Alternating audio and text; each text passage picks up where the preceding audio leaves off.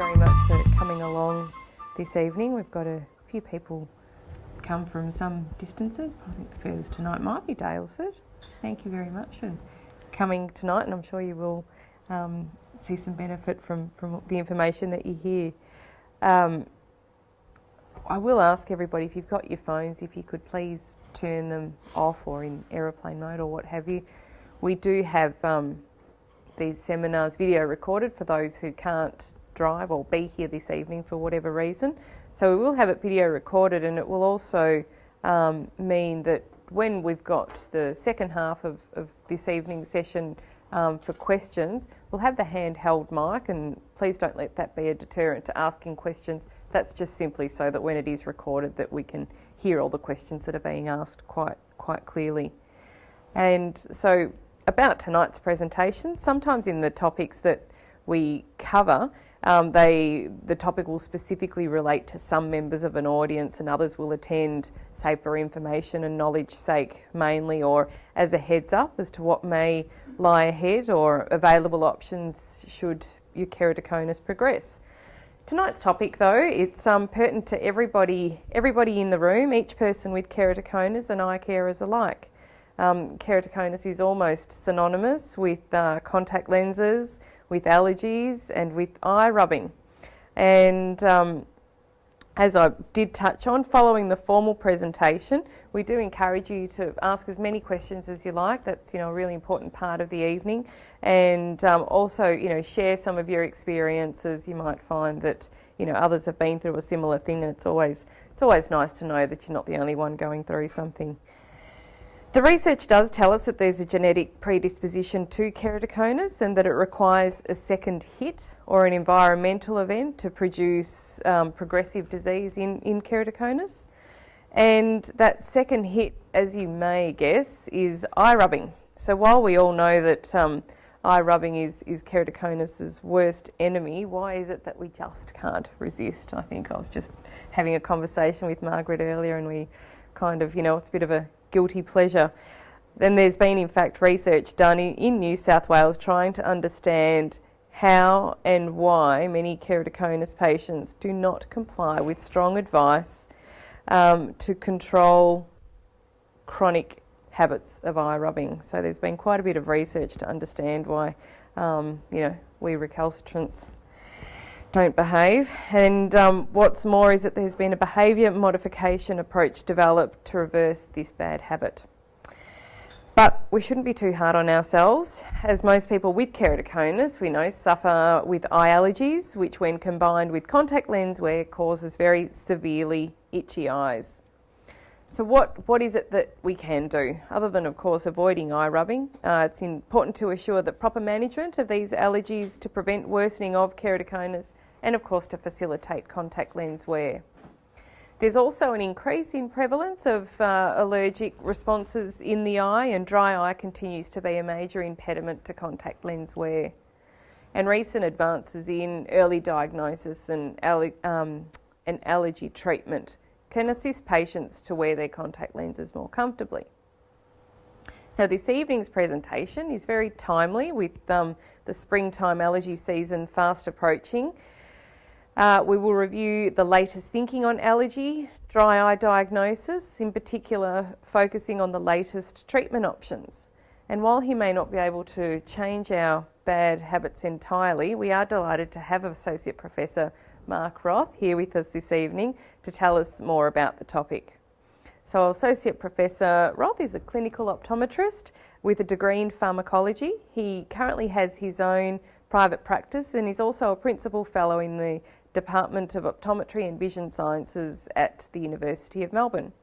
He has extensive experience as a therapeutic practitioner and a contact lens specialist. As an advocate for therapeutic progress in optometry, and I think Mark will tell us a little bit more about what that is, he contributes to various association, registration board and government committees. Associate Professor Roth regularly presents at conferences both nationally and internationally, and is involved in many optometry therapeutics and contact lens teaching programs. And it's been some time since we've heard a presentation from Mark, and I was very shocked to discover that it was in fact, in 2005. We were both certain it was around 2008. I cannot believe it was that long ago. And it was actually at that presentation where I think it was about one of the first times that I ever saw a presentation done using an Apple Mac. And you probably don't even realise that, Mark, but I was completely blown away by the quality of the slides and, of course, the presentation. And I'm sure tonight's will be just as impressive. Pressure's on. I know you're up for the task. So please welcome Mark Roth. All right, well, thanks very much for that very warm and comprehensive introduction, and the pressure is on. Yes, I had less grey hairs in 2005, but it's great to be here. Thanks for inviting me from Keratoconus Australia again, and thanks for coming out on a Tuesday night. And so I always start off with a disclosure because I'm not paid to do this lecture, but I do mention a lot of products and a lot of drugs, and so it's important to understand that if I do mention some products or drugs that I'm not remunerated for it, it's because I believe in it and because I think it works. That's right, Larry, I'm not paid for this. You're not flying me to Paris or anything like that? No. So these presentations, I always find it quite difficult because it's a bit of a balancing act, because we have obviously an educated group of the general population here, but also some advanced practitioners. So I'm sorry if at times it's a bit too technical, and I'm sorry at times if it's a bit too basic, but we'll try and make it all merge together. And really, dry eye and allergy are two quite distinct topics, but we're going to try and cover them all together because obviously they're both related to keratoconus and to contact lens wearers. But as you mentioned before, you know, there's a lot more research and there's a lot more discussion about what causes keratoconus. And I remember when I was a student, I was told that keratoconus is a non-inflammatory thinning of the cornea. Well, I don't know if that's right anymore, and I don't think it is right. And we know, we can see that the amount of inflammatory or allergic changes that coincide with patients that are keratoconic, maybe we have to rethink that, and hopefully there's some emerging evidence that will come out that will give us perhaps a more enlightened type of diagnosis. And as you mentioned also, there is a genetic predisposition. So just like there's a genetic predisposition to become short-sighted or to have MS or to have diabetes, there is a genetic predisposition to have keratoconus. And you know that you can't choose your family, so that's the one thing that you can't choose. And so, but there is this theory now about this second hit, that even though you've got the predisposition, it doesn't mean you're going to get it. So what is this second hit? So there may be a second hit in all sorts of conditions. And as you mentioned again, you're doing my presentation, that already my notes, is that this second hit in keratoconus can be the eye rubbing situation. What we do know at the moment is that there's no cure. Is there a prevention? Are you less likely to get keratoconus, or you are less likely to progress if you've got keratoconus if you don't rub your eyes? Well, the theory is that's probably correct, but the proof isn't there, but I think that's the way to go. And when it comes to rubbing your eyes less, that's when dry eye and allergy, I think, is quite important.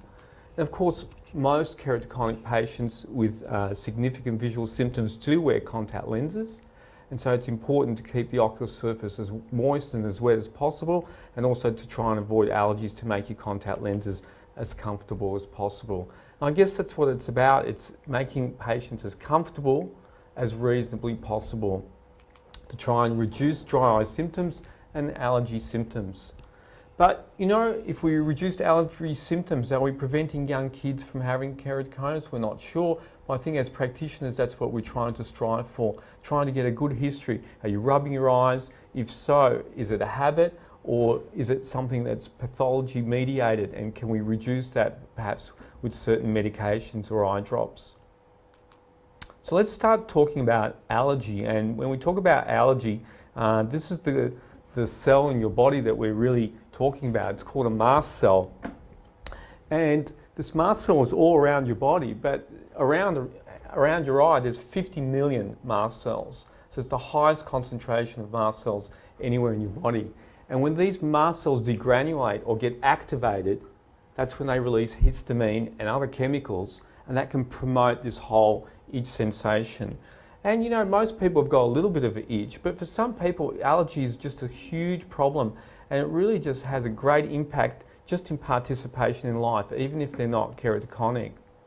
As practitioners, we can see different types of allergy in our practices, just anything from a very, very mild sort of red eye, affecting the conjunctiva here, to something quite advanced and quite severe, in this case here. So as practitioners, we have to differentiate between one form of allergy and another. So the other interesting thing that a lot of people forget about is that allergy is really a narrowly focused subset of inflammation. It's just at the mild end of the scale. And so when we think of inflammation, we think of giving patients medications like anti-inflammatories. And most people with allergy don't need anti-inflammatories, but we need to remember that allergy is a subset of inflammation. I think that's really important. So to take that one step further, if someone does have allergy, is itch the primary problem? So we have to differentiate between that or an associated or concurrent other problem that has more inflammatory signs. So that's what I'm thinking when I see patients. I'm thinking, is itch the primary concern, or is it associated with all sorts of other problems? So let's just step back a little bit and talk about allergy in general in Australia. And I find it really, really fascinating that, you know, about 40% of Australians have some form of allergy. Some form of allergy. I mean, that's a huge figure. It's a massive figure.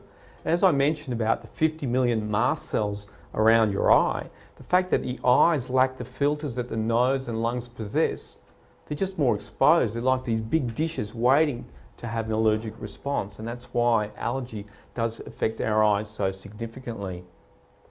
If we have a look at the type of allergies that Australians get, fortunately, most is a seasonal or variable or perennial type, and that makes up about 90% of the allergic conjunctivitis that Australians can get, and about 10% affects the cornea.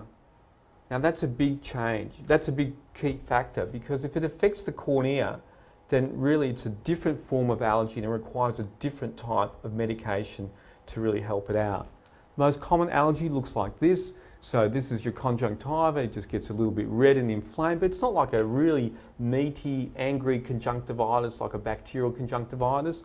And you can get some injection or redness when we pull the lid down or whether we flip the lids over. And you can see how watery and glassy it does look. It's got that sort of watery discharge. And that's the seasonal type. That's the seasonal type. This is more the type that affects the cornea.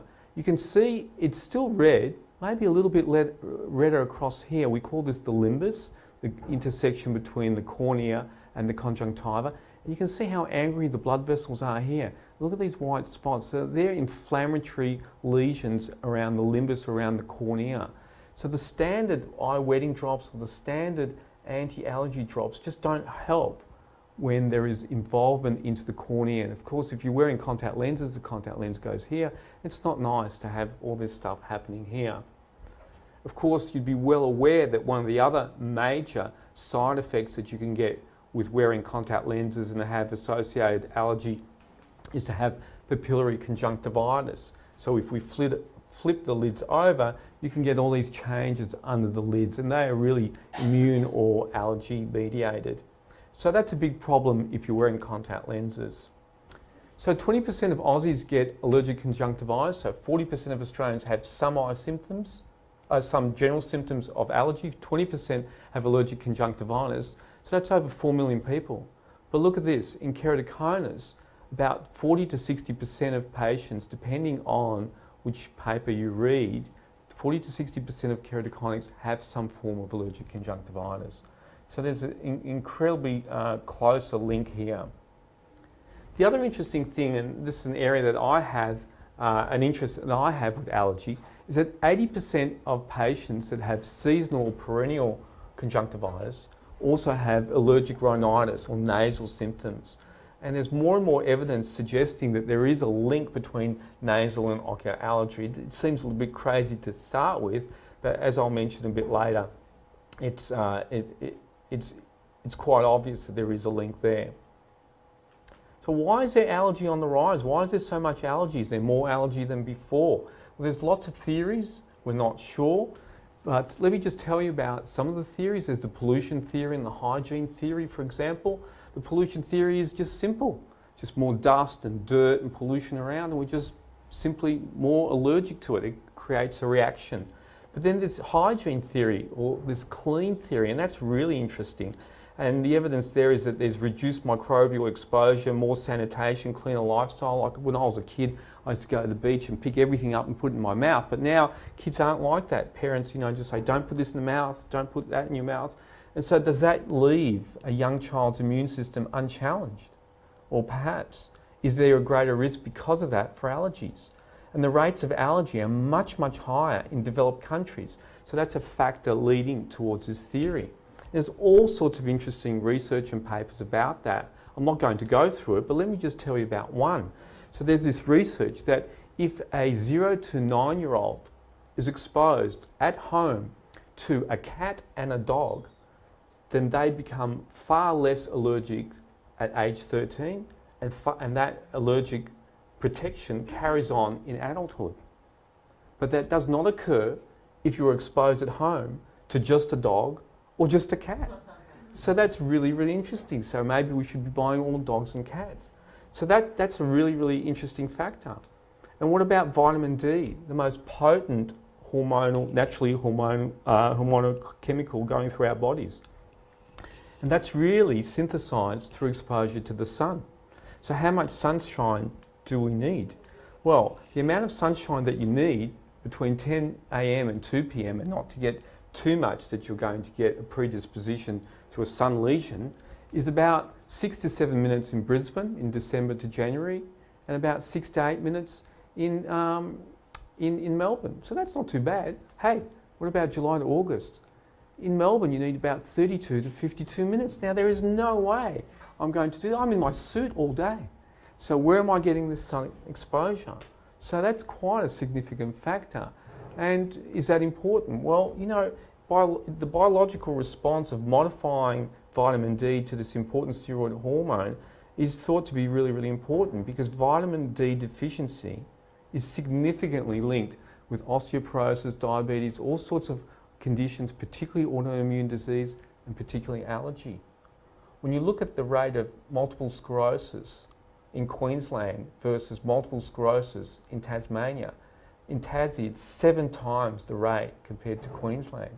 I mean, these are really amazing things, but we really just don't understand the whole issue and how to put it all together.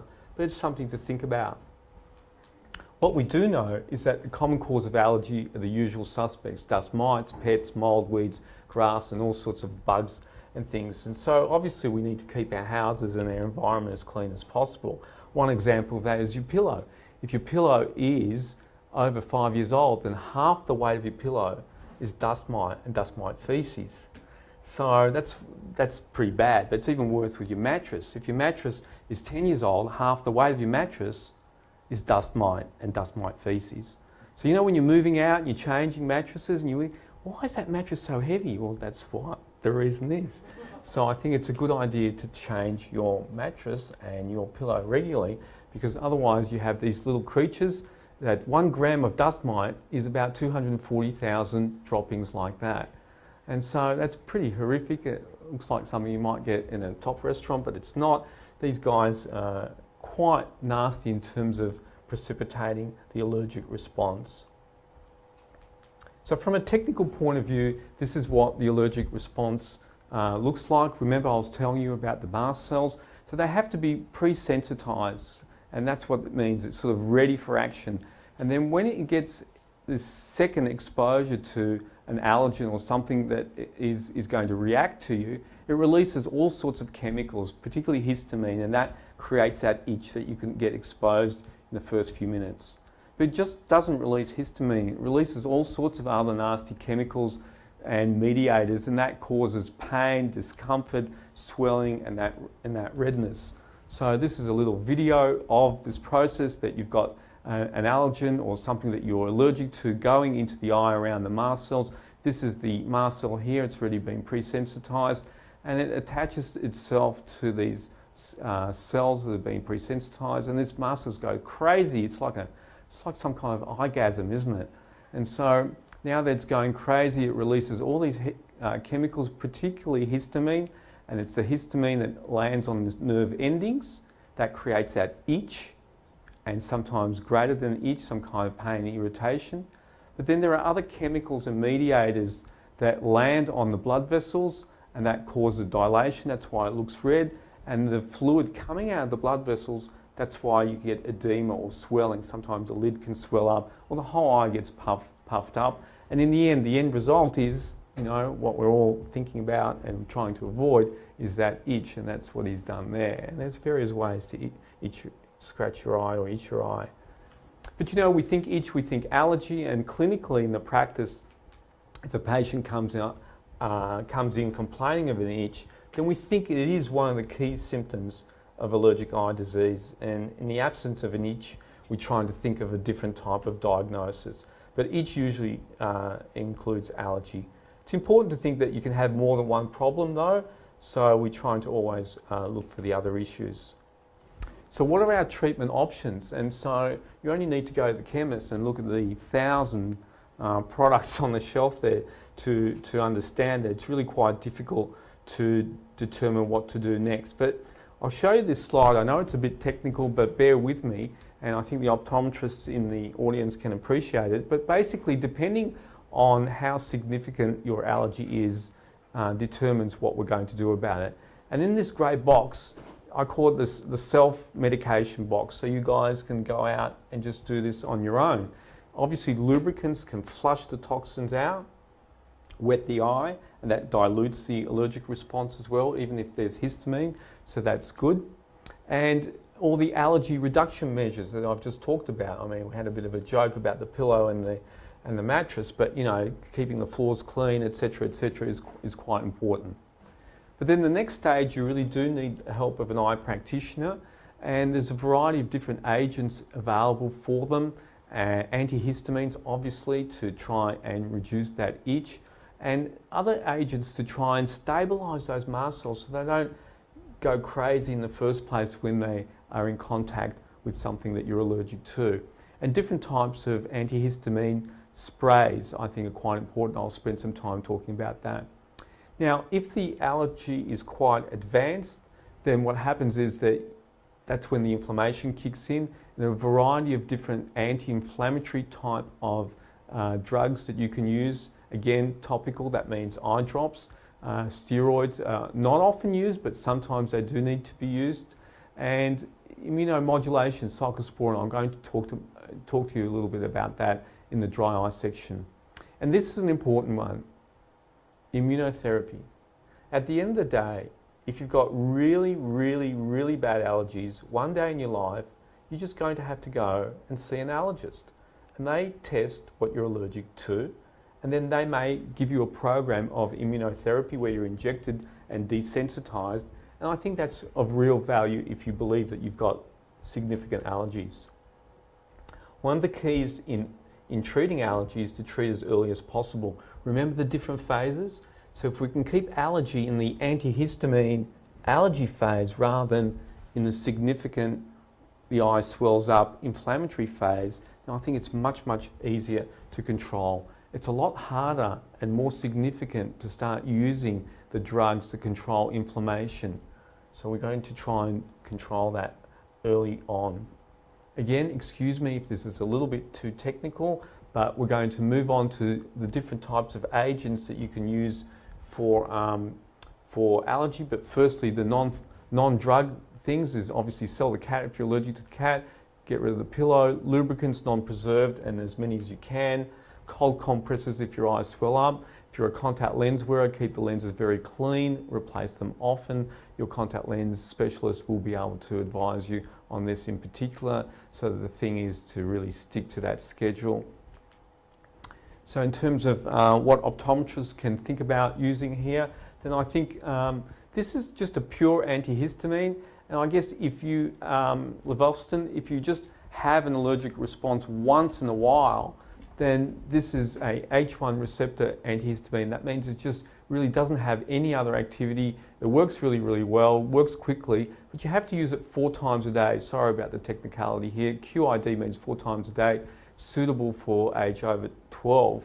But the thing about it is it works quickly, it works effectively, and if you're going to have itchy eyes once or twice or 3 times a year, or something flies in your eye and you've got a lot of itch, then this is a reasonable agent to use.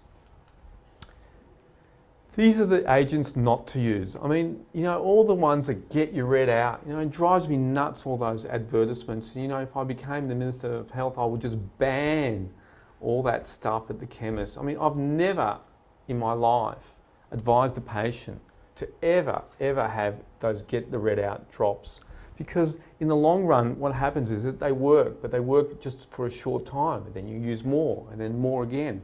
And the more you use, what they do is that they constrict your blood vessels, but then the blood vessels, they don't have muscles, but they've got this tone, and eventually the blood vessels dilate and don't constrict as well, and then you're sort of left with this permanent mild red eye.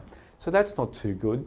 And you know, Visine's, you know, I'm not paid to say this, but Visine's one of the main perpetrators of this, and there's a Visine for everything, but we should just forget about using it. So there's short duration of action, you have to do multiple installation. Like I said, once you stop using it, you know, your blood vessels get addicted to it, you've got this rebound inflammation, and you can become a Visine addict. How many people got Visine in their bathroom and just pop it in every morning? So that's really quite terrible, but there's not much we can do about it, and millions of units are sold per year. So this one is for short term, from time to time, if you've got an allergic response. This one, let's just forget about it and never use it. And this one we used to use a lot for stabilising the mast cells. Remember I mentioned the mast cells? And it's called Lomide or Opticrom. The problem if you've ever used this stuff is that it really burns and stings. And to work, you have to really use it 4 times a day. It works brilliantly. Not to get the itch out, but to stabilise the mast cells, to prevent the itch. It takes months to kick in, but patients just don't comply. I mean, I've tried my own eye years ago, it just really burns. So that's sort of old-fashioned now, we don't tend to use that. So what we tend to use are these antihistamine mast cell combination drugs. And one is Patanol and the other one Xadatin. I'm sure a lot of you have hands up if you've used Patanol or Xadatin. Yeah, nearly everyone. That's the modern stuff to use. You know, years ago we were using sort of non-steroidal drugs, but again they have to be used 4 times a day and burn sting. So these are the guys that are to be used. You know, one's over the counter, one's by prescription. Is there a big difference between them? No. Is there a small difference between them? Probably yes. But you know, this is the one that's mainly used in America by prescribers. This is the one that's mainly used in Australia by prescribers, but if all we had was Xadatin, that would be okay as well. The beauty about them is they work if you use them just twice a day. And so twice a day, morning and night, is much easier than 4 times a day. And you can use them for kids as well, greater than 3 years. And the potential side effects are very small. The risk of having any reaction is small. And even though it says on the label 14 weeks, I think off-label, I think with the advice of your practitioner, your optometrist, you can really use it a lot longer. Now, so these are our favourite drugs that we prescribe or advise for patients with allergy. There's some other advantages to them, that you can use them in conjunction with anti-inflammatory drugs. I'll talk to you about that later. And they work well together. They can be used, don't worry about PRN, that means when required. You don't have to just use a course of them. So you can use them for a month or 2 or 3, twice a day, to control your itch. But you can also use it from time to time, like, you know, a week here, a week there, a day here and a day there. Now you can't do that with a cortisone drop from time to time. You can't do that with an antibiotic, but with these drops you can. Or even if you're going over to someone's house and you know they've got a cat that you're allergic to, you can put a drop in before you go there, and it does kick in and work. So it's got a lot of advantages there in terms of patients self-medicating and using it when required, and that's a good thing that I like about it. Now the other good thing about it is that it's not just an antihistamine, it does have a component in there to control those mast cells as well and prevent the itch down the track. If you put the drop in, it makes the itch better in minutes, but the component to control the mast cells takes months to kick in. So what I'm trying to say is now in July, August is a good time if you want to start thinking about taking it. Now a lot of patients think, well, why should I take it? My eyes feel okay now. But it takes a month or two to really kick in to try and prevent the mast cells from degranulating and creating more itch around September or October. There's some evidence to say that it can also be used once a day, and a lot of patients have said, I only need... Yes, a question? Can I just double check? So you can actually use the Patanol with your lenses in? Well, is that what you're saying? Or? If you're wearing hard lenses, you could probably use it with your lenses in, but lenses and drops really don't go well together. Yeah. Particularly soft lenses, but hard lenses, they still don't go well together.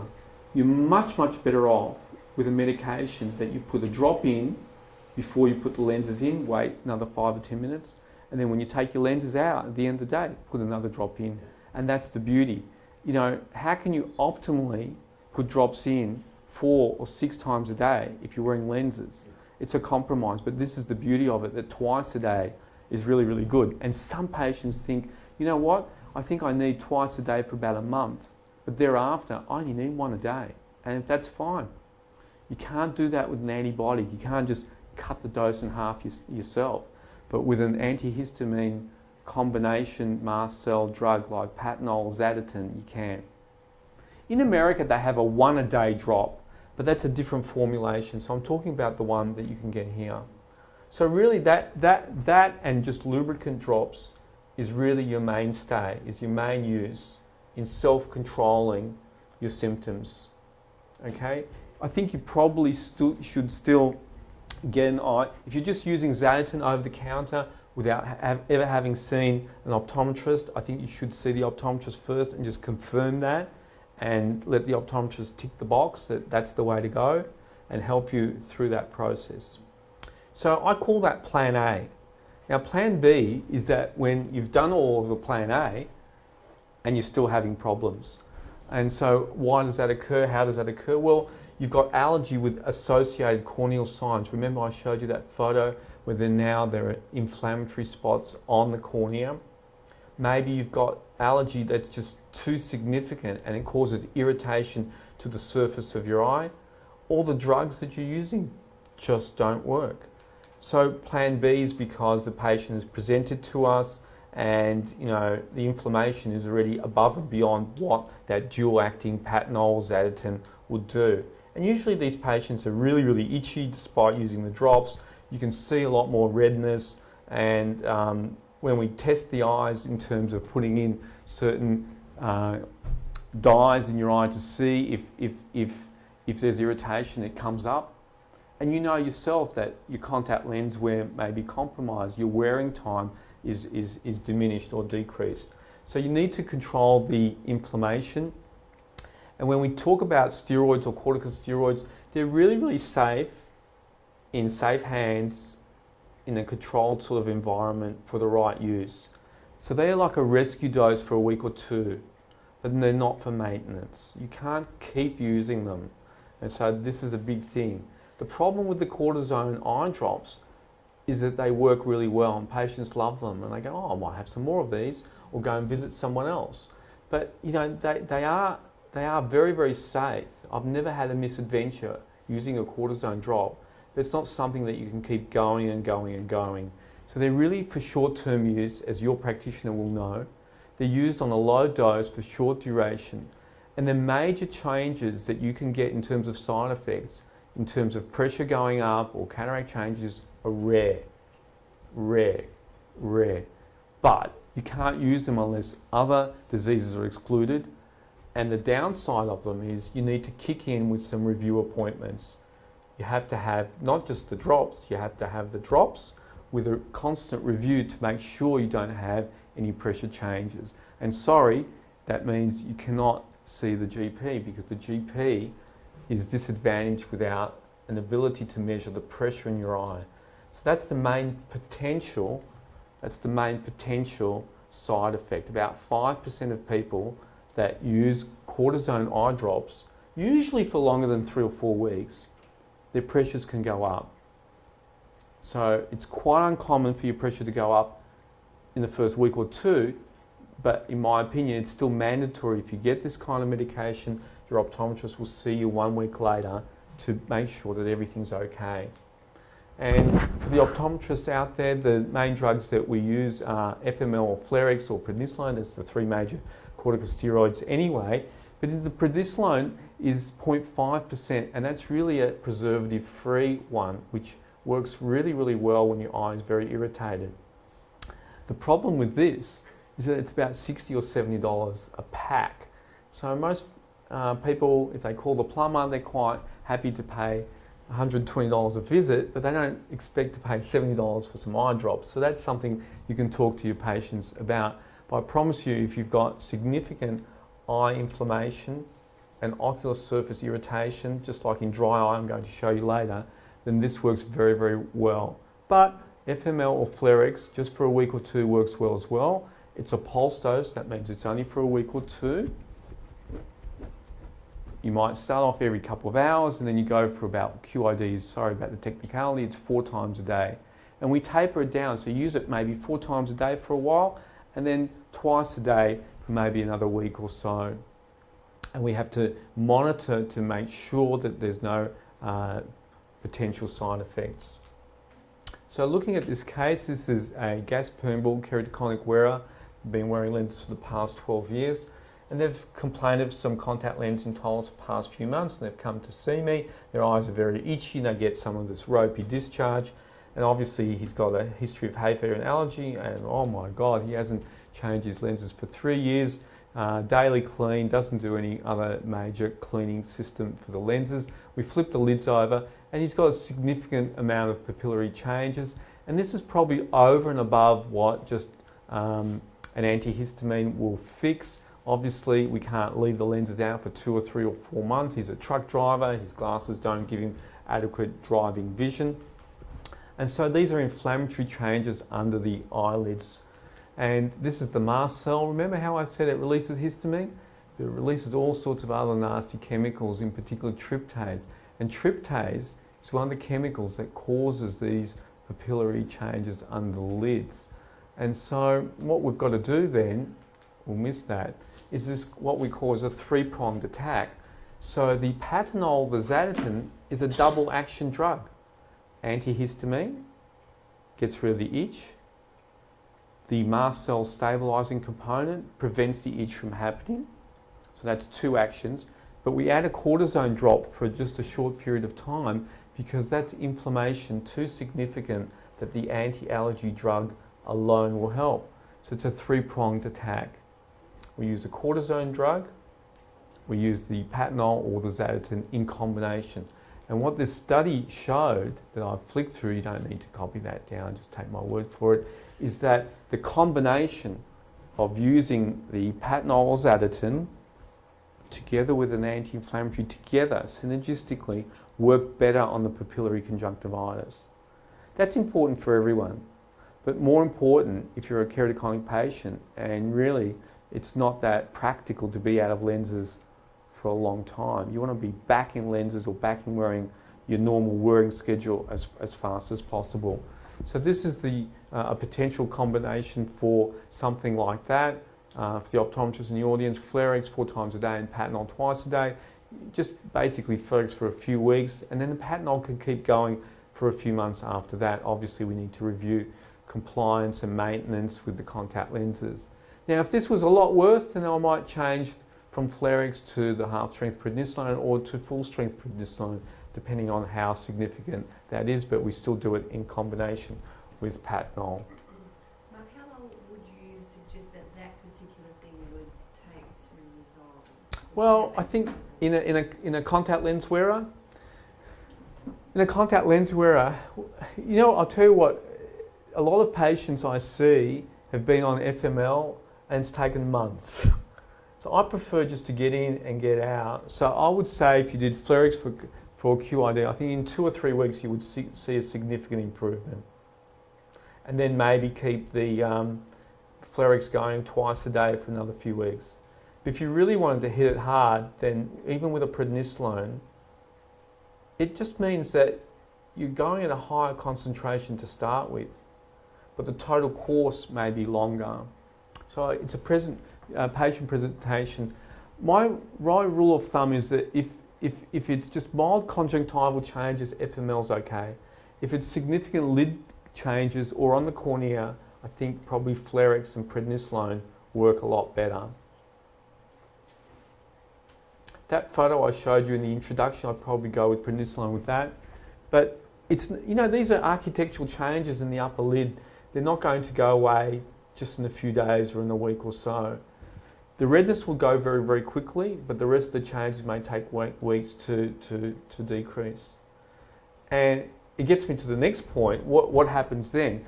Well, you're really not making it zap away. You're really wanting to control it. But if you continue to wear lenses, how do you keep going, controlling it, without staying on the cortisone? And in Australia, there's not a lot of options, but cyclosporin A is one of the options.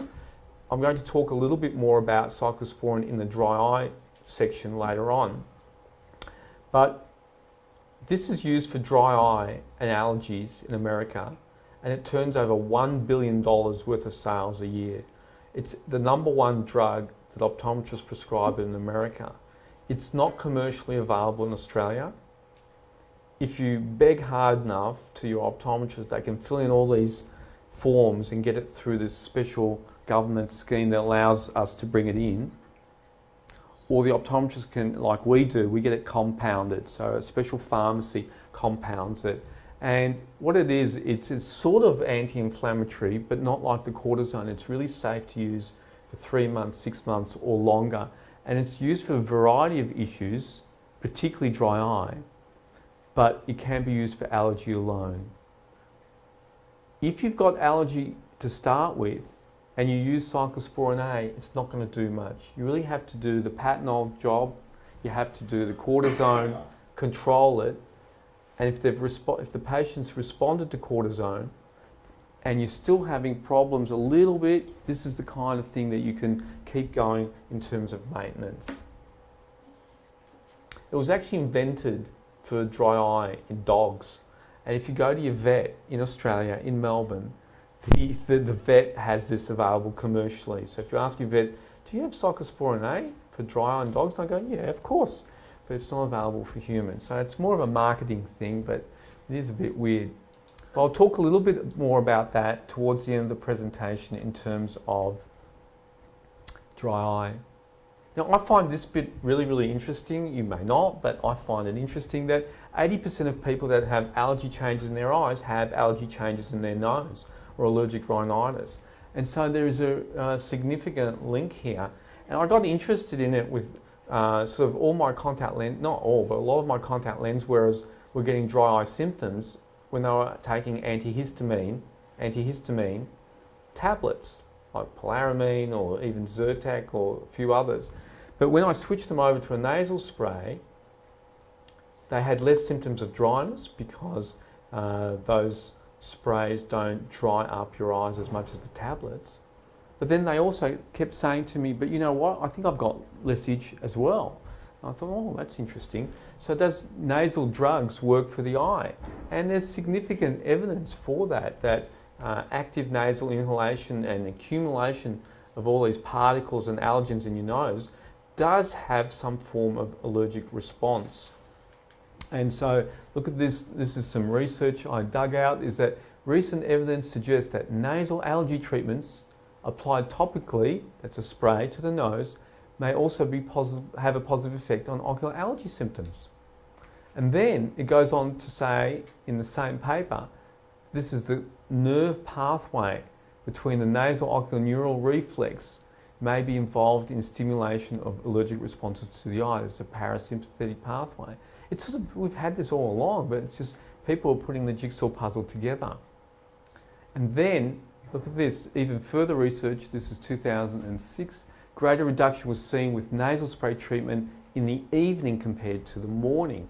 So if you're going to use a nasal spray just once a day, at night is better than during the day. And then, look what I've dug out now.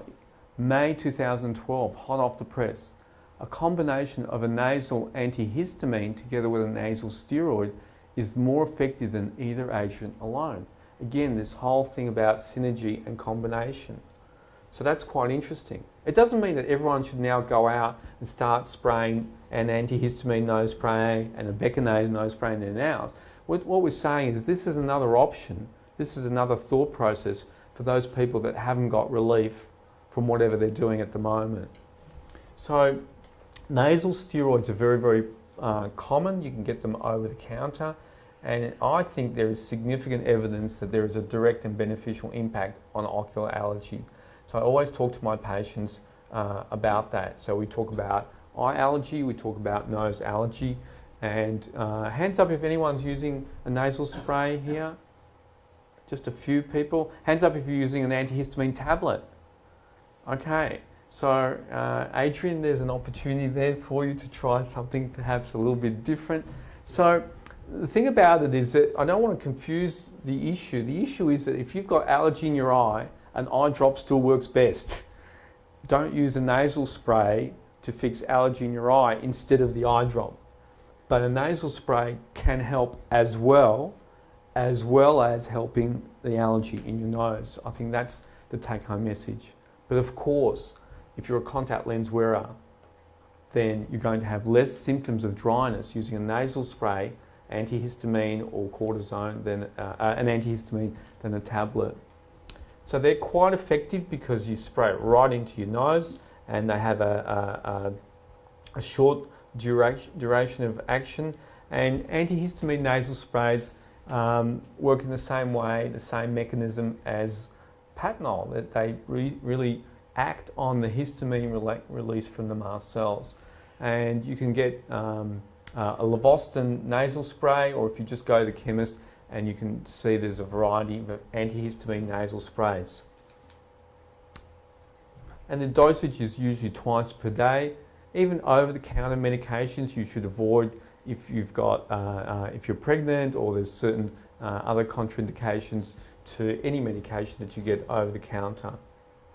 So that was the antihistamine nasal sprays, and these are the corticosteroid or steroid nasal spray. Again, over the counter. They reduce the inflammatory component, and they reduce the sort of the wetness in your nose, the mucus production. You get less sneezing, and I believe through the information I've provided, also less itch. This is a very, very popular one. I'm not paid to tell you this, but Beckinase 12 is really very, very popular. For the optometrists in the audience, be aware that it's contraindicated in narrow angles or in glaucoma.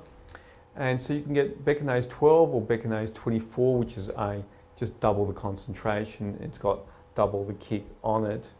And so you can use that twice a day, or in some conditions, some patients once a day. It's okay for kids as well, over the age of 12. And even though on the pack it says a course of 24 or 15 days, under supervision of your optometrist, you can be advised to use this for 3 to 6 months. And really the type of potential for side effects is very, very minimal. Don't forget, these are not like the prescribed nasal steroids that are at a much lower concentration. These drugs decrease the inflammation within the nasal passages, and then they relieve nasal symptoms. So plan A for allergy is to watch out for dry eyes, because sometimes if your eyes are dry, they can make your allergies worse. The allergy prevention advice that I talked about, pillows, avoiding the things that you're allergic to. Stay away from the bad drops like the Visine and all the ones that try and get you red out. Treat the itch, try not to rub your eyes with the dual action drugs. That means like Patanol, Zaditin. Be clever with them as well, so if you're not on a course, you can use them from time to time or even once a day. Get more sunshine, seems like a good idea. And keep your hard RGP lenses, if you're a contact lens wearer, super clean and change them regularly. If you're an optometrist, you should think about reviewing your all your patients with allergy, but in particular keratoconics, and recognise when the inflammatory component is more significant than just early allergy phase disease. Your patients may need a short course, a short rescue dose with cortisone drops, the dosage and strength depending on the type of presentation. And in some cases, with significant changes, or patients that sort of bounce back when you've treated them, cyclosporin, topical cyclosporin, either compounded or through the special access scheme, is an idea for long-term maintenance. Let's think about using nasal sprays, either an antihistamine or a cortisone, or if you're really bad, in combination. And if you're really bad, then think about getting a referral to an allergist, find out what you're allergic to. Okay, so we move on to dry eye, which is an overlap, but quite a different topic. And what I really want to concentrate on is not just using lubricants, because when lubricants dry up, and you know, a lot of patients have tried all sorts of lubricants and they're still having significant dry eye problems, and that's where my interest really lies, is for those patients that lubricants alone have not solved their problems. And you know, the ocular surface, you know, it's designed to be lubricated, and when it dries up, it's really quite painful and irritating to our patients. And obviously, if you're a contact lens wearer, the significance of it is far greater. Now, this is the key. Have a look at this. These are the factors that influence dry eye. Everything causes dry eye. So there's not one thing that doesn't cause dry eye. So everything, you can, you know, reading, not reading, watching TV, not watching TV, every single condition, everything causes dry eye. But obviously, in terms of being keratoconic, these are the key factors. We're all getting older, so that's a fact of life. We're wearing contact lenses, and as we get older, we're at greater risk of lid disease, so changes to the edges of your lid, which is thought to be a precursor or one of the reasons why the glands don't work properly and your eyes dry up. A lot of us take medications that dry our eyes up, and using oral antihistamines was just one example. We use a computer, we do a lot of reading that keeps our eyes open, and perhaps we don't blink adequately.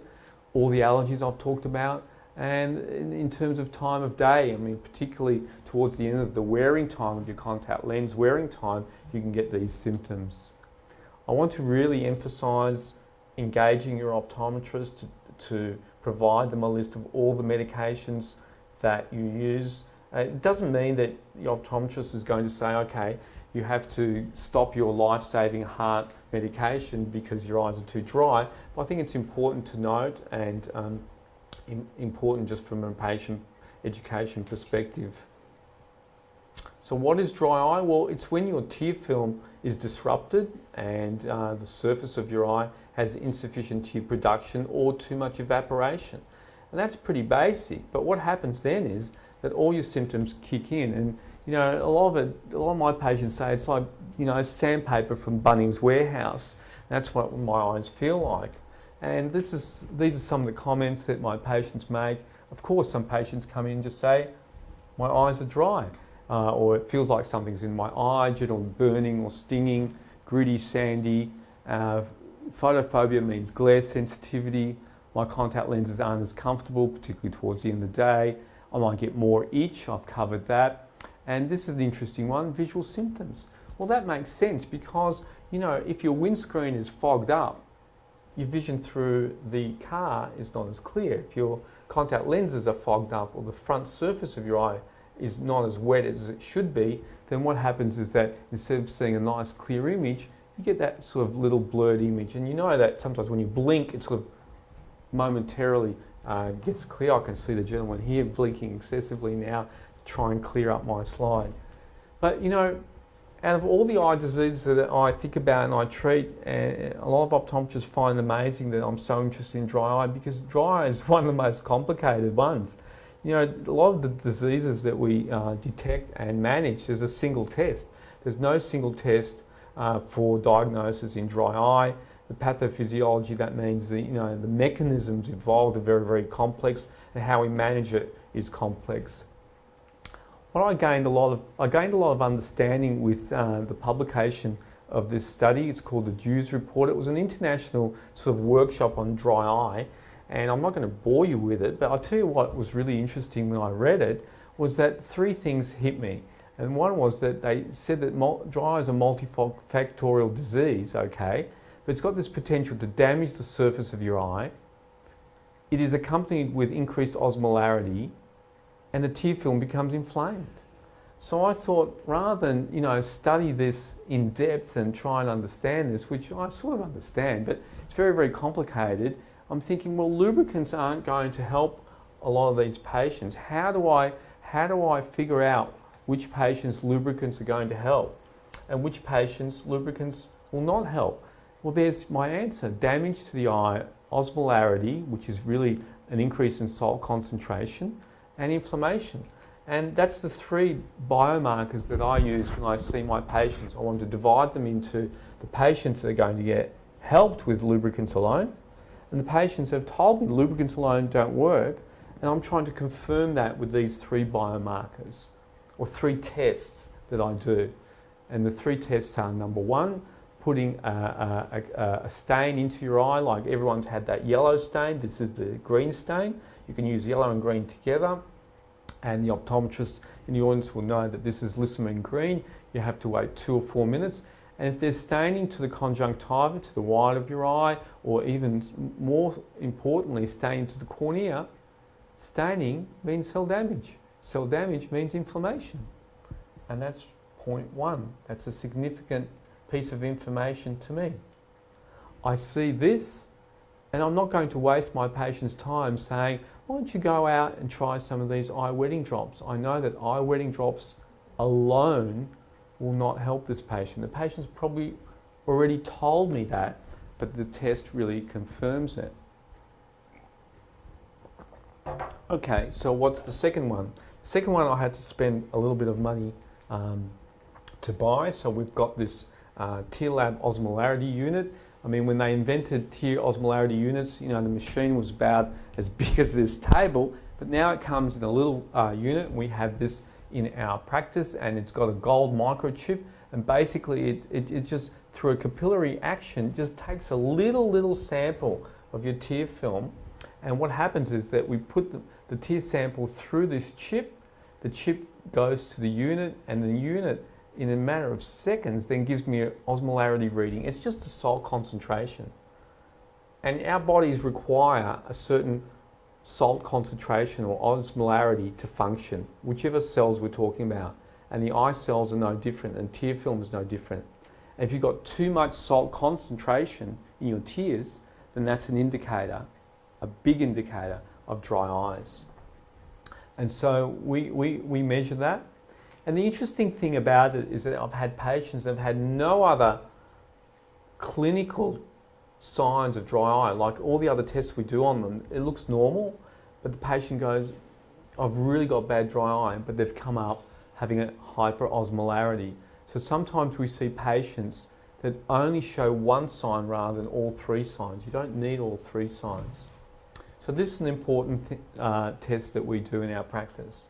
Can I ask with that test, so Yep. does that sort of say that the goblet cells are not working as much, or is it to do with the meibomian glands, or is it, or decreased water aqueous volume? So what's I wish it did tell me that, but it doesn't. I hope the next model does. Okay. It tells me absolutely nothing other than the fact that the tear film concentration of salt is higher than normal. So we don't know what End of story. So we don't know what the cause is. We don't know what the cause is. It's multifactorial. But so why do we need this? Well, we need it for a variety of reasons. It's a jigsaw puzzle, because if the tear osmolarity is normal, but I've got ocular surface staining, and the patient's saying that they've got dry eye, that's dry eye. But for the patients where there's no staining, for the patients where everything else seems normal, the tear breakup time is borderline but pretty normal, and the patient says dry eye is driving me nuts, and we think that the patient is nuts. They're not. There are some other tests that we can do. The other reason why I like it is because, okay, we've got a particular level of tear hyperosmolarity. It's nice to have a figure. We all love figures in optometry. We can treat the patient and go back and remeasure and find that the figures change. So it's a nice adjunct test to have. So it's quantitative, so you can. It is quantitative, but it also is qualitative in a way. I mean, some people don't. A lot of people are not in favour of this test, and they think it's not really accurate. And what they're trying to say, in my opinion, is that if you do the same test many times on the same patient, you get a fluctuation. But what the research is showing is that if you've got significant dry eye, your tear film osmolarity fluctuates. So in a sense, that is a qualitative measure or evidence towards dry eye as well. It's not the be-all and end-all. I'm not saying that every single optometrist should have one, but to me, I'm very pleased to have it as an adjunct to everything else. But it only measures salt concentration, which is tear osmolarity.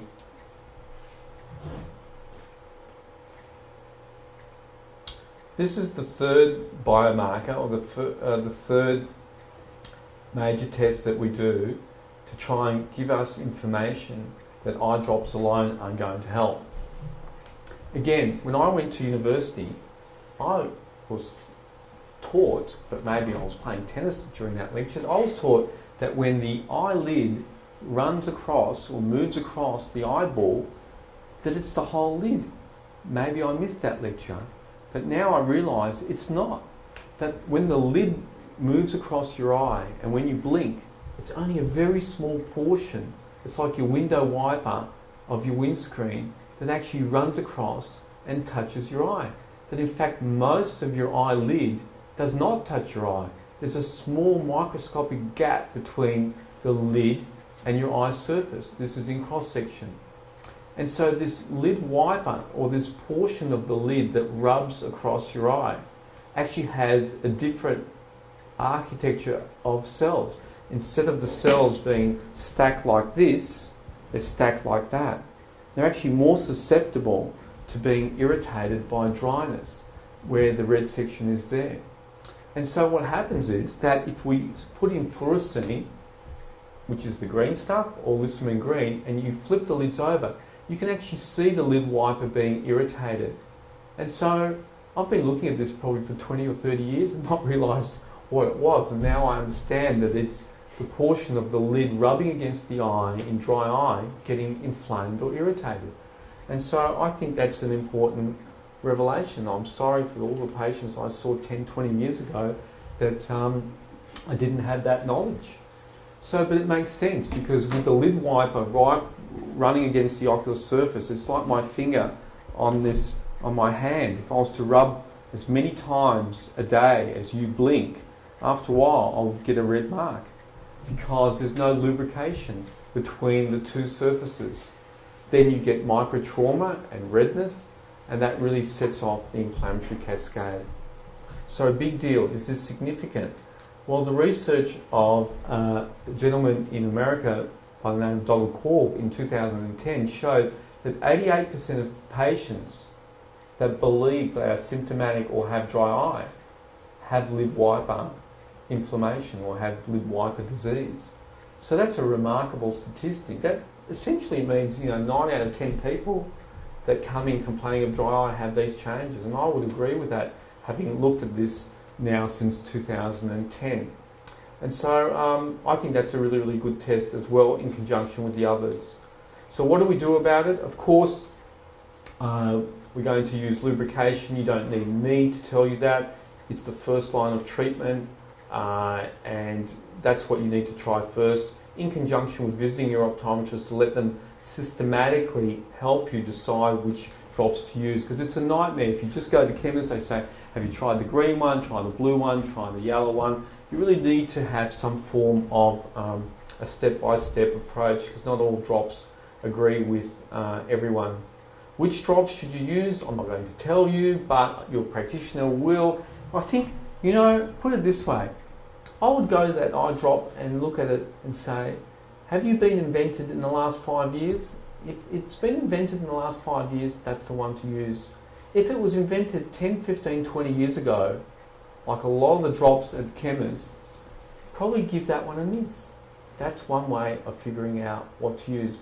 Because the chemical composition of some of the older ones use all this stuff like carboxymethylcellulose and all these agents that, they leave the crusting in the corner of your eyes, and they're not as good as some of the more modern ones. They use, polyethylene glycol and all sorts of other new, really incredible chemicals. I mean, people spend millions and millions of dollars on research on it. And really, what does an eye drop do? An eye drop just lubricates. So when it comes to lubrication, the greater the retention time, in a nutshell, that's what you want. Because eye drops lubricating eye drops do not fix inflammation. On their own, they don't fix the itch. What do? Nothing other than lubricate. So you might as well get one that works for you, whether it's preserved or unpreserved, a modern one that's been invented recently, and that one that promotes longer retention time. So that's the first thing that you do. But then, if that doesn't work, via a practitioner, you need to think about those 3 biomarkers, which is staining to the ocular surface, tear hyperosmolarity, and lid wiper changes. And if that's the case, then you need, again, a short course of a corticosteroid, just like in allergy.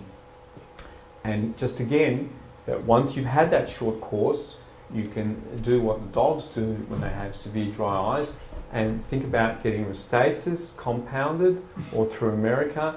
And for the optometrists in the audience, again, this is an immunomodulator, it's not a corticosteroid. It works on T lymphocytes and B lymphocytes. So not only does it inhibit release of those cytokines or pro-inflammation chemicals, look at this, it stimulates lacrimal gland tear production. So it can reduce the amount of inflammation there, but also stimulate the tear gland production. But it works very, very slowly. It takes months and months to kick in. As an aside, just in summary, so my optimum treatment for someone with significant dry eye would be half-strength prednisolone for maybe 1 or 2 weeks, or 3 or 4 weeks, depending on how significant the condition is. A modern drop like Blink, but Sustain is good as well, or Sustain Balance is good as well, or another one. Theratears is okay. What's the other one I'm thinking about? Fresh. Optive, thank you for that. It is like Optive. Refresh was really, really, really good last time I did this presentation in 2005. So Refresh is okay, but you know, if it works for you, that's fine. But it's basically carboxymethyl cellulose, so it's more of an old-fashioned drop. There are greater innovations now than Refresh or Polytears, but you know, if it works for you, that's fine. Maybe give the other one to try. It's no downside to doing that. But I'm talking about severe dry eyes here with cyclosporin eventually as a maintenance drug. The majority of patients with dry eye do not need cortisone or cyclosporin. This is advanced. But if you're keratoconic and you've got severe dry eyes and you have to wear your lenses and you've got papillary changes under your lid, these types of combinations can be useful. At the end of the day, if this then doesn't work, then this is another lecture in itself, is to fix lid disease. And unfortunately, the agents that we have at our disposal aren't very good. So we actually have to take tablets, medications like oral doxycycline. It's sort of similar to the medications that you take when you've got acne, because you know, that's a skin disorder and the lids are part of the eyes, but they're also obviously part of the skin. And so it's a similar mechanism to use those kind of medications. Again, they have significant disadvantages that I'm happy to discuss if people are interested in it, but you have to use them for about 3 to 6 months. There's lots of research around as well. There's a LipiFlow lid treatment system that sort of squeezes the muck out of the glands, and that tends to help a lot of people. We're hoping that commercial cyclosporin will be available one day in Australia. You know, Nick Rewald, the footballer, has just had serum into his knee, where you can get serum eye drops as well. That's basically drops that are made from you, specifically for you. And there's all sorts of other interesting pharmacological advances that we hope will come in the next 5 or 10 years. So in summary, my current dry eye paradigm or management plan is to use the long retention drops. And for most people, that's what's going to help them in conjunction with managing their allergies. If inflammation becomes manifest, if the drops, lubricants alone don't help, tear osmolarity, lid wiper changes, or staining to the ocular surface will help diagnose and confirm that. And then there's some management options of using topical steroid eye drops, immunomodulating cyclosporin, or treating advanced lid disease and dry eye with oral doxycycline. So thanks for being so patient and listening through that presentation. I'm happy to go through any questions. Thank you, Mark, very much. Larry, sorry. Perhaps we could turn the lights a bit now too. Mark, if my memory serves me well, last time we had this presentation, you talked about dry eye in terms of solutions like punctal plugs. There was fish oil or flaxseed oil, long courses of them, and again the antibiotic treatments. Where do they stand now in the treatments that you'd be using, or have they disappeared off the No, shelf? they're still involved, but we would have had to start this presentation at 5 o'clock to include them. I think it's mainly about allergies I was talking about today, but in terms of dry eye, punctal plugs and omega-3s still have a role, and omega-3s is the alternative to using oral doxycycline. I think, eating a lot of fish and thinking about supplementation with that is a great idea. And like I mentioned, treating lid disease is a topic on its own. Punctal plugs are useful in some patients, but you know what? They make some patients worse. And what was really interesting earlier on, years and years ago, if a patient came in to see me and said, I've got dry eyes, I said, well, try these lubricants. And then the lubricants didn't help, the drops. And I said to the patient, well, why don't you try an ointment at night? And because logically that's where I was. I wasn't into all these other tests or the understanding that we have now. And the patient came back and told me, this ointment that you gave me, it's got no chemicals, has made my eyes worse.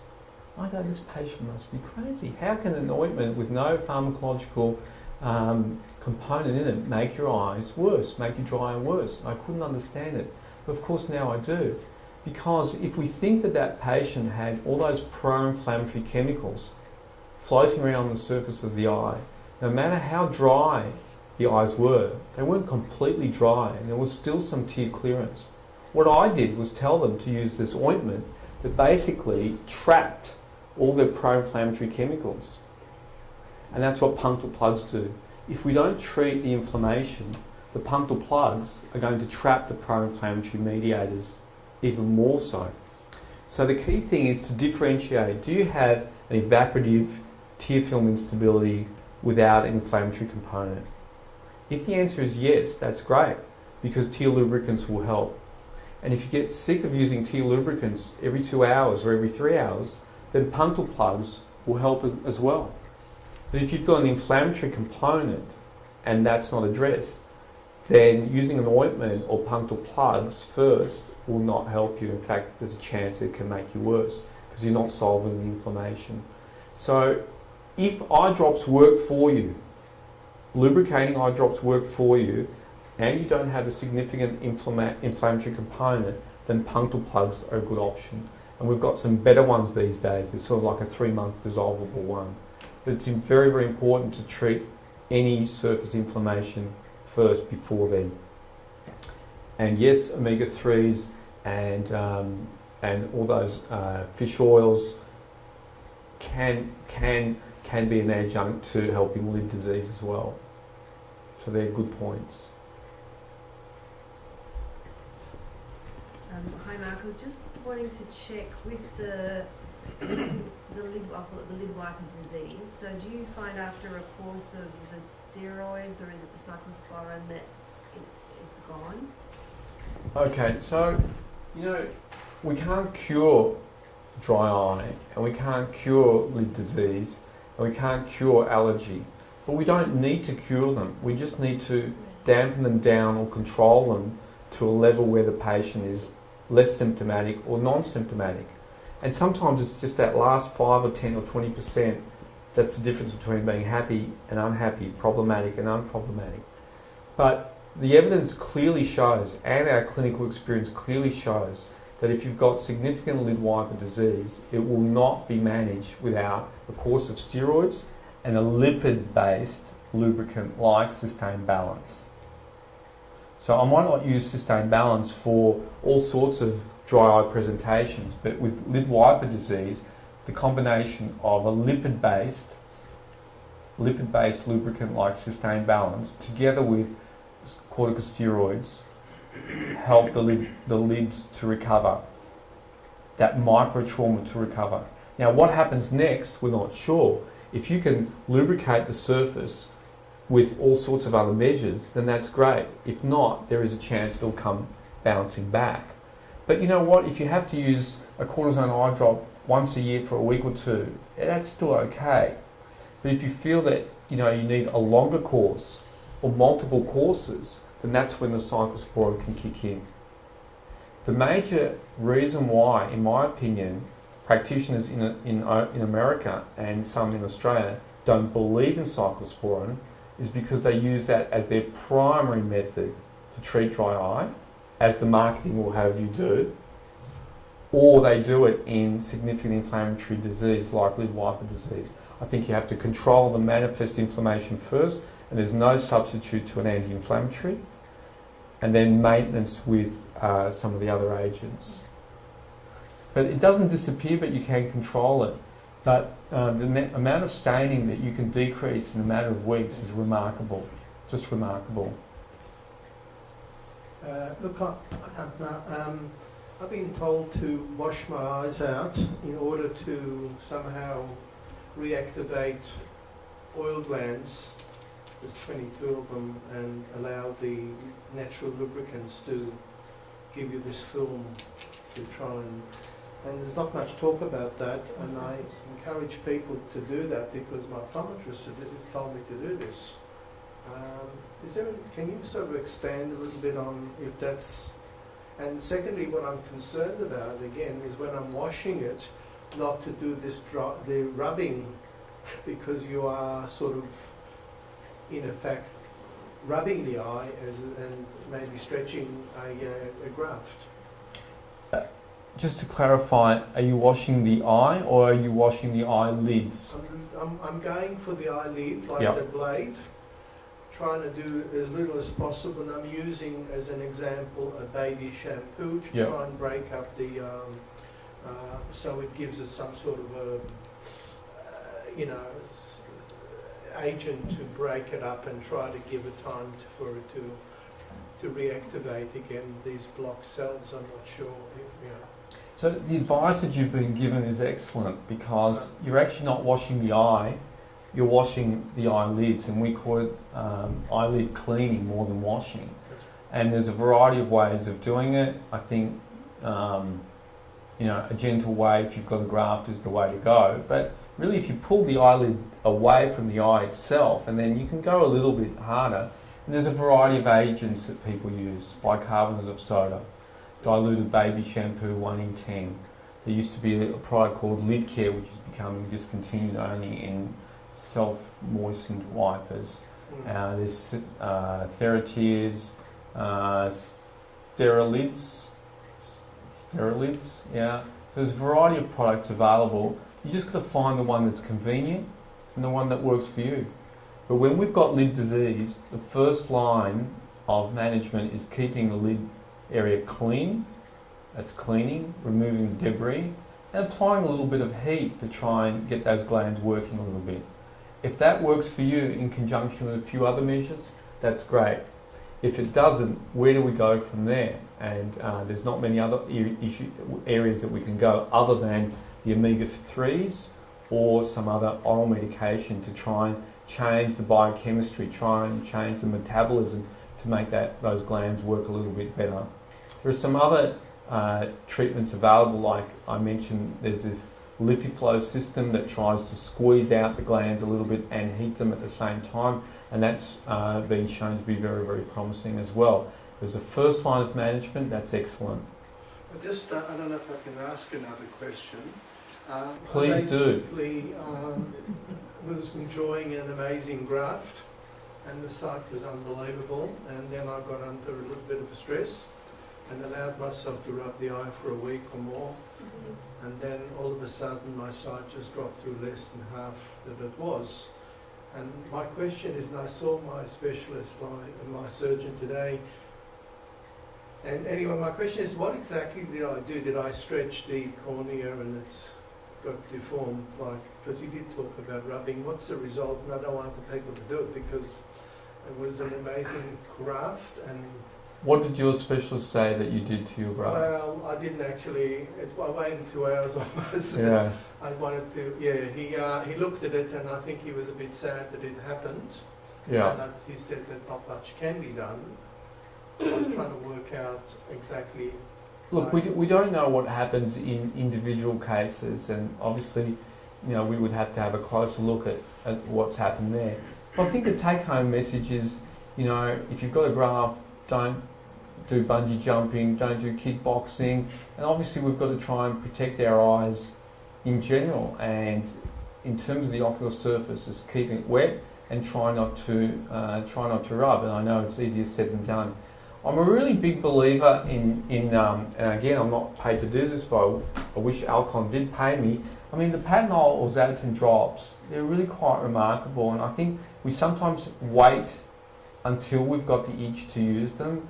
But there is, some benefit, and maybe if you do have a history of rubbing your eyes, just have a go at maybe having a course for 4 to 8 weeks or 12 weeks, twice a day, and even for 6 months, once a day.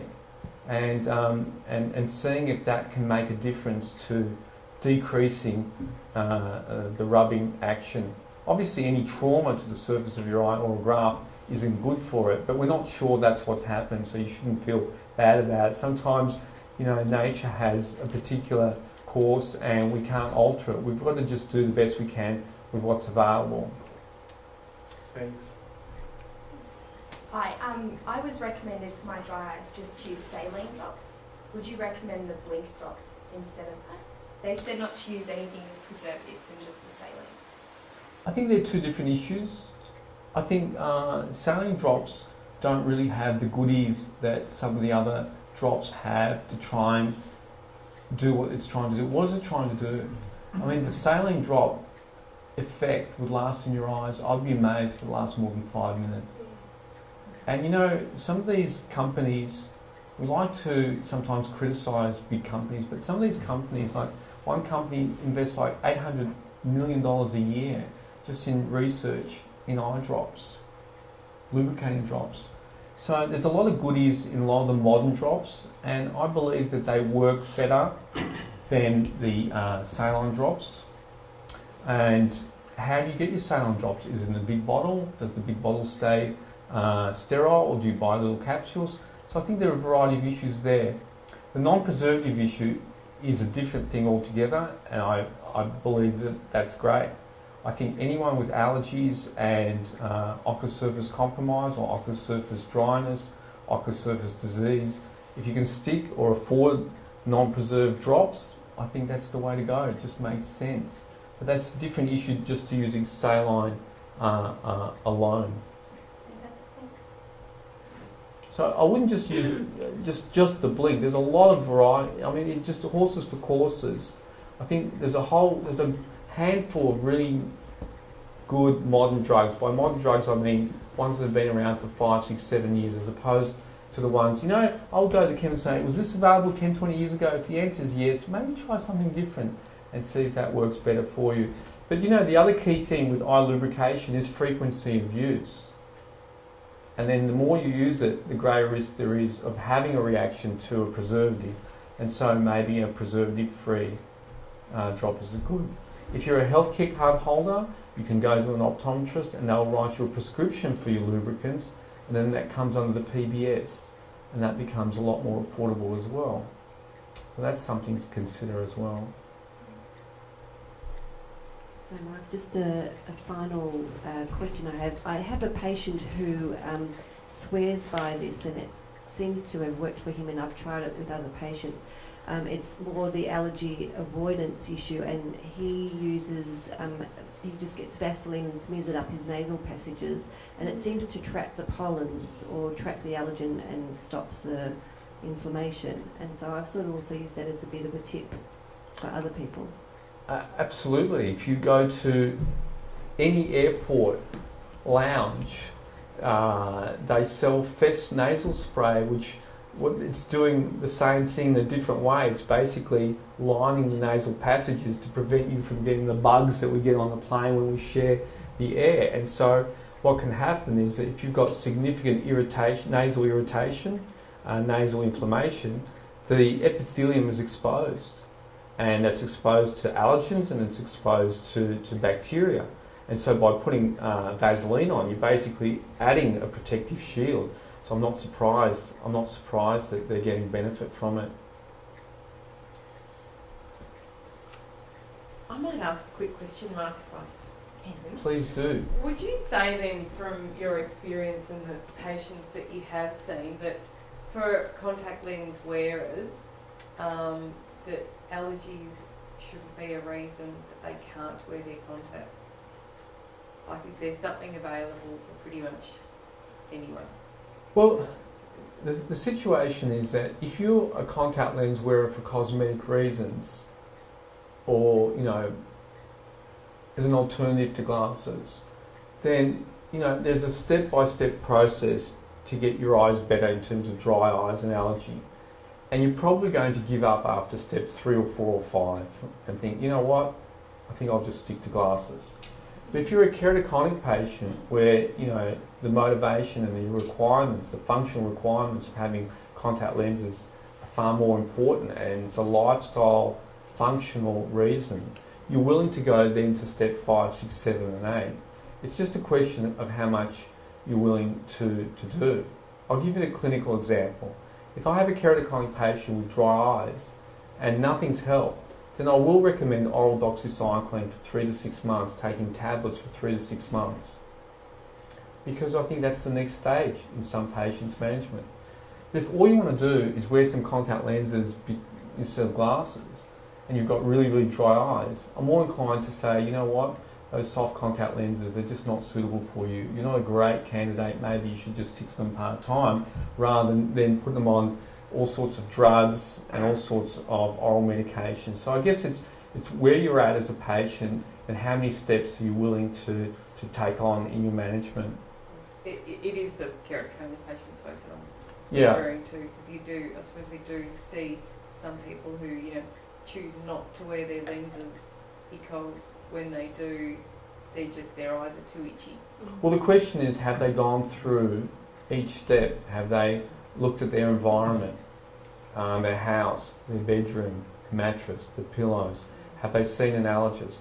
Are they using nasal sprays? Are they using them at night? Are they using them in combination? How do you clean your lenses? How often do you replace? So, you know, I think what I can promise is that optometrists can go through every stage and get to a position where it does become tolerable. Okay, there is always going to be some patients that's going to be absolutely difficult, but the vast majority of keratoconics can wear their contact lenses more comfortably if they go through the paradigm of trying to go through all the stages to try and make their eye surface more compatible. I think I can't underestimate the importance of seeing an allergist as well. I think that if you've got really bad allergies, I think that's quite important. And of course, just replacing the lenses regularly. I know it's a significant cost factor there. The reality is, if keratoconic hard contact lenses were disposable, we wouldn't be replacing them every year or two. We'd be replacing them, I'm not sure how often. It may not be every week or every day, but probably every few months, I would have thought. If you could... Yeah. Maybe when you are health minister, you That's can right. look at the cost of those. Well, you need to get the cost down. I think you've covered a lot of my questions in my head. I'm just hoping by verbalising it you can help me get it all in, because at the moment I've got a bit of overload of information. I work night shift and I'm looking for the golden cure, having just had a graft of 22 hours awake, dry eye, allergies, contact lens wearing, and not being in a position to take those contact lenses out at night because I need to see. Yeah. What am I asking? What should I be doing? I think I'm doing everything, but it's not working very well. Well, I think you need to tick the boxes to make sure what you're doing well, what you're not doing to add to it, which is reasonable. There may be certain anti-allergy drops, maybe using different I live on Xanadin, it's lovely. Okay. Different lubricants, maybe using them more often. Yeah. Lubricants that are compatible with your contact lens wear, and maybe being clever that when you're not wearing your lenses, maybe use some other different types of lubricants, thicker ones that maybe don't go well with you when you're wearing your lenses. Looking at if you've got significant inflammation, that needs to be determined by your practitioner, that you may need some anti-inflammation therapy. I find that at those times, they're the times I'm taking a week off and I'm on the Pred-Fort doing a sliding scale. Yeah. And the other thing, just to re-emphasise, I apologise, it was a lot of information, is that this is the time of year to really load up on the anti-allergy systems. That's what I thought. That's one thing I haven't been doing. Around August. Made a note of that. Yeah. And do you use nasal sprays, can I ask? Now, I've tried nasal sprays, but I think what I'm finding is that I'm usually that toxic that I make these little tampons that I wear up my nose while I'm at work because I have so much mucus. Nasal sprays are a waste because they just run back down again. But when you were saying about starting in August, I'm thinking, right, I'll start now and see if I can eliminate maybe some of that in the hope that they do work. A lot of people don't know how to put eye drops in, and a lot of people don't know how to use Allergy, but, the force of gravity, we always try and put eye drops in sideways and nasal sprays like that, and then, gravity's just going to go woof. Of course. So if you put them down, lying down in the bed or on the couch, they have more contact time, and then some run out. But that's all you need is some contact time, and to be able to get a really good push on the container is important. But if one doesn't agree with you, I'm not sure if you're using the cortisone one, or if the cortisone one didn't agree with you, use the antihistamine one, something like Levostin. If you've used the Levostin, use the Beckinase 12-hour or the Beckinase 24-hour. If you're working night shift, the 24 hours is the way to go. And if you're really bad, as I mentioned, using both in combination is a good idea. If you're going to just use one, and if you're just going to use one once a day, then at night is better than in the morning. Okay. Watch this space. Thank you. This will be a hard question. I was just wondering, with the cyclosporin, how much does it cost when you have it compounded, and how do patients go about getting this to... Does the optometrist just issue them the prescription and they then have to find a compounding pharmacy to make it up for them? How does it work? Well, no, you have to get it through your optometrist because, if the compounding pharmacy is the other side of town or could be the eye and ear, they may not issue it straight to the patient, or they may. So, the price will vary depending on what kind of base you make it with and concentration. But, generally speaking, it's $60 to $80 a bottle. And if that sounds expensive, it's still cheaper than the real thing not the real thing, but the commercial product from the United States. But you can get Restasis through the Special Access Scheme. I know a lot of educated patients have looked it up on the internet and have said to me, well, I'm happy to get the commercialised product rather than the compounded form. We compound ours and it works just as well in my opinion, but sometimes patients just prefer what they've read about, and that's fair enough, and we're happy to get that in. Legally though, optometrists weren't actually able to supply drugs to patients. It had to be directly through the pharmacy, so how does that work? Well, that's an issue for another night, but it's normally optometrists cannot provide drugs normally. This isn't normally. This isn't Clorsig or an over-the-counter S4 product. So there are circumstances where you can provide through it. So the protocols and guidelines from the registration board allow you to do that. What they don't allow us to do is to provide commercialised products, and nor should we, because the protocols and guidelines to dispense or sell any other drug agent, you know, the book's about that thick. But it's quite common practice. A lot of practitioners, be they ophthalmic or non-ophthalmic, will provide or sell drugs to their patients in certain circumstances. One example of that is going to GP and getting a vaccination for travel, or immune allergy, all sorts of other different vaccinations, be they travel or the flu shot, for example. And in the ophthalmic world, it's mainly cyclosporin or other agents. Another one that comes to mind is Mucomist for filamentary keratitis. We use that. It's compounded. It costs me $80. We charge patients $80 because it's $10 for postage. So it's basically what the pharmacists charge us. So there's some exceptions to that, and the protocols do allow you for that. I know because I helped write them.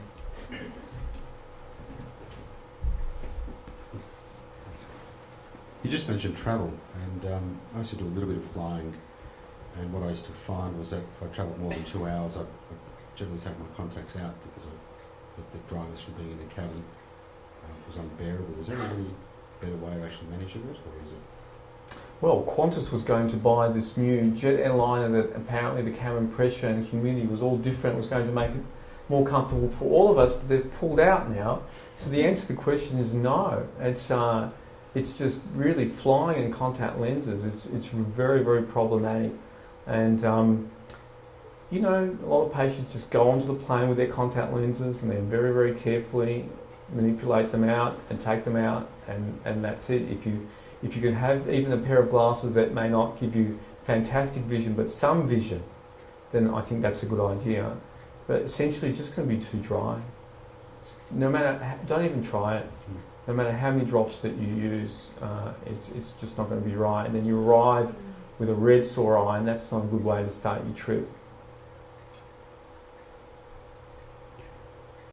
Mark, I have a lot of questions about the allergy issue, but I was just wondering, just one thing that strikes me about your presentation is you said at the very beginning that perhaps we've got an upsurge in allergies in the developed world because we're too clean now, but yet once we've got those allergies, one of the things we have to do is clean up everything, as you point out. Is there not a bit of a contradiction here in the way we're responding to this? Well, one is just a theory. A lot of them are theories, nothing is proven.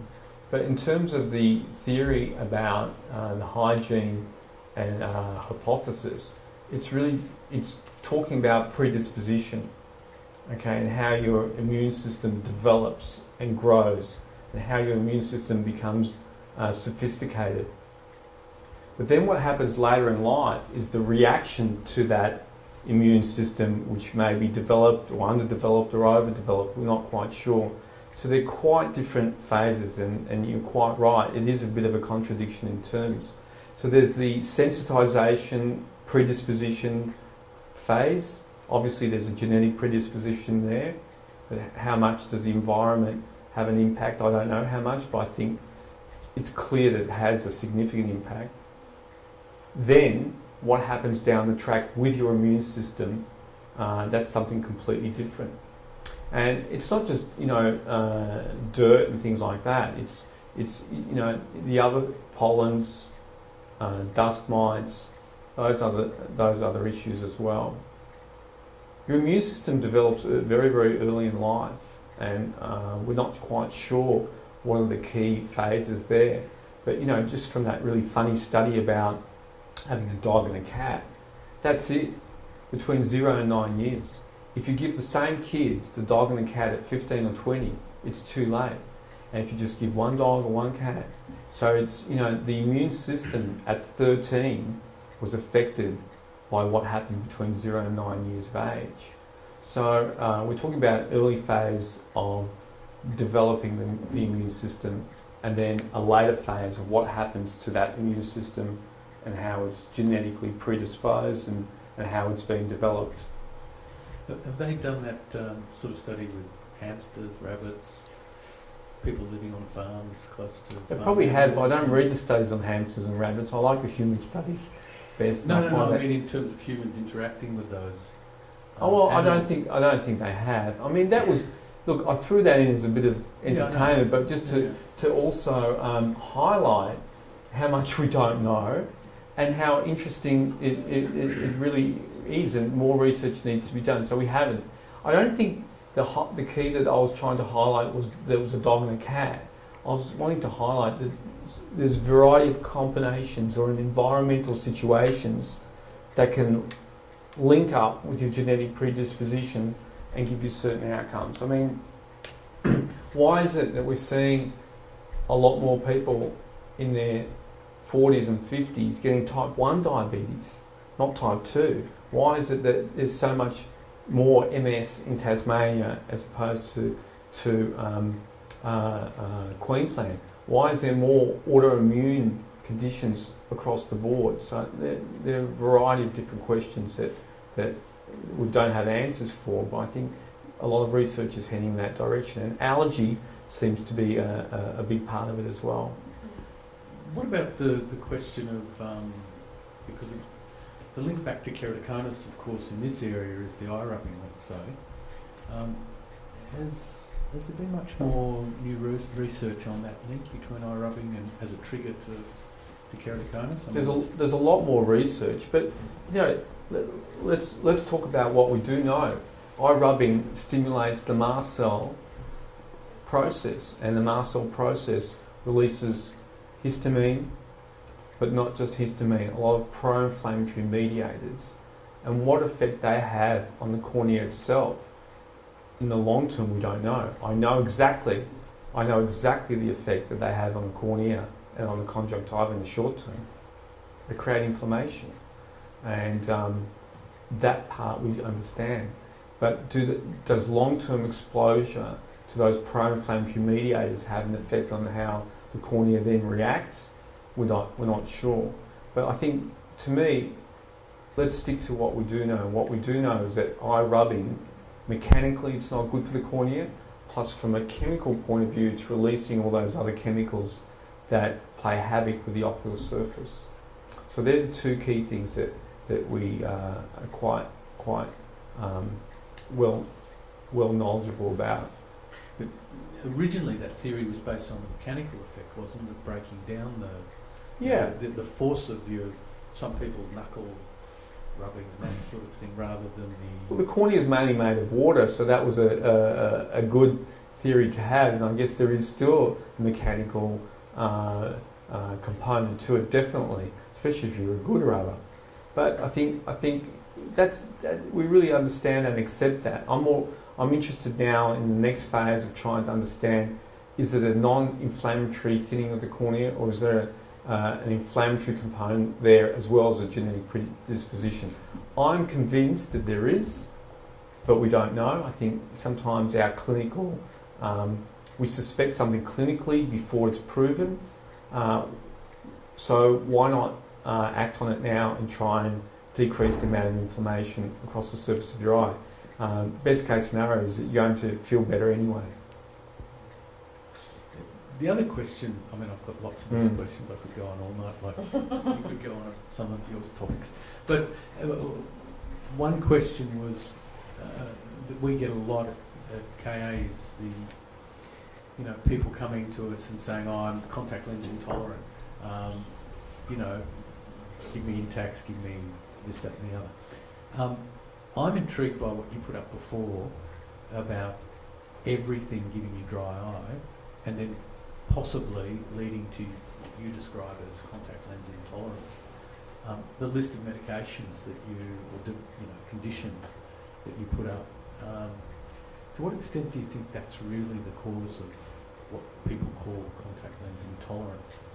That's a difficult question. Look, in my opinion, the greatest reason why patients are contact lens intolerant is because of less than optimum contact lens fitting. I think that's the first reason. So contact lens intolerance after you've seen a contact lens specialist is quite different to contact lens intolerant because the lens is too big, too small, too high, too low, not fitting optimally. And I think that's the frustrating part for everyone, that every single component, and that's the way you've got to look at it, as a big, big jigsaw puzzle, has to fit and has to work. And then once you have unbelievably good contact lenses, then that's your building block to then look at other things.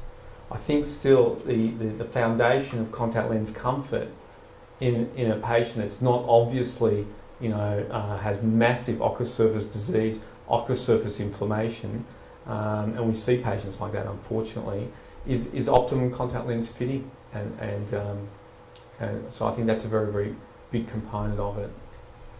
The majority of patients I've seen that call themselves contact lens intolerant don't need this stuff. This is the bonus. I think they've just needed a different contact lens design or different contact lens management to make them more optimum.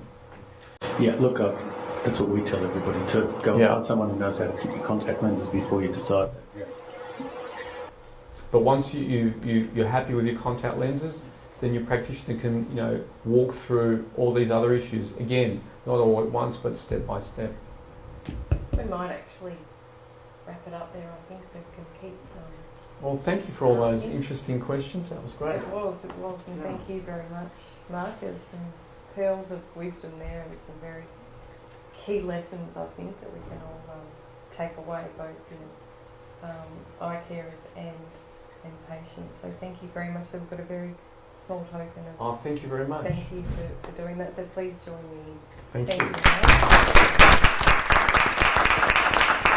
And just before we do leave for the evening, you're most welcome to stay and have a cuppa and a bite to eat and chat a little bit more.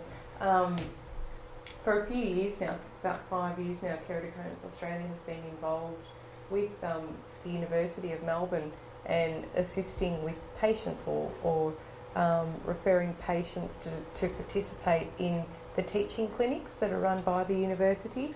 And an email is going to be sent out in the next few weeks to ask for some volunteers if people would be happy to come into the university, and it's within this vicinity, so that students have an opportunity to see keratoconus patients, to see what lenses that they are actually wearing, and to have a go at fitting the lens as well. And they've proven an invaluable opportunity where students, some for the first time, get to see patients with keratoconus and the type of lens that they wear. So just keep a lookout in your email that will be coming. If you think you can spare a few hours, you are reimbursed for your travel to do that, and it is a great way really to help out the up and coming eye carers that will be working in this area. So if you think that you'd be happy to, I think you can let Larry know now, and he can register your name. Otherwise you will receive an email soon. So thank you very much for coming along tonight. Certainly hope that you got something out of it, a few pointers, getting ready for the allergy season, and let's start doing something about it now, I think. So thank you very much.